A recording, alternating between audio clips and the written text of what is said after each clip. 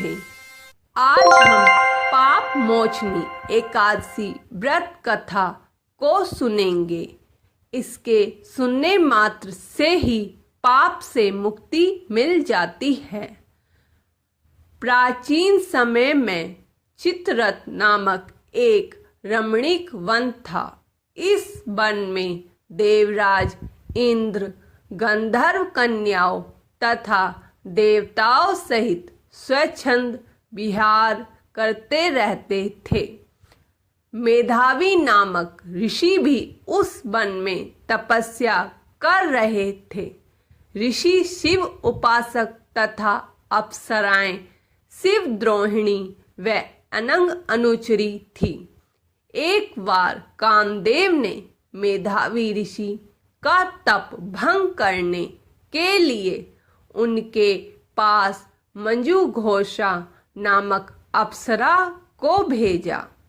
युवावस्था वाले मुनि अप्सरा के हाव भाव, नृत्य, गीत तथा कटाक्षों पर मोहित हो गए और मंजू घोषा के साथ ही नित्य निवास करने लगे।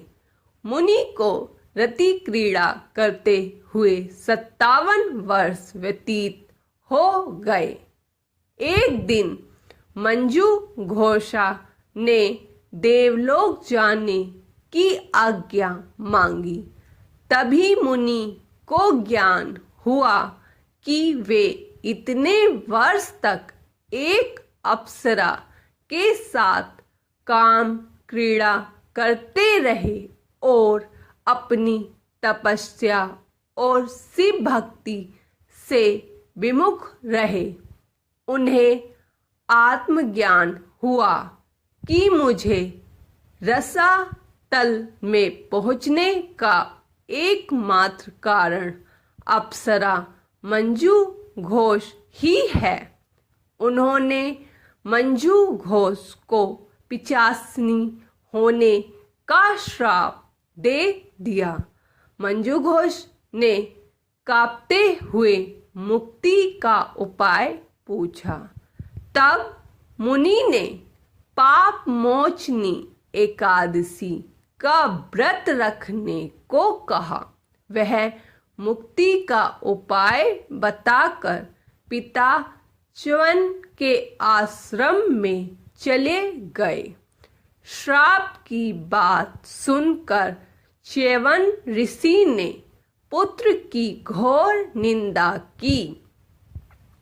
उन्होंने कहा कि पाप की भागीदारी अकेली मंजू घोषा नहीं है, तुम भी हो।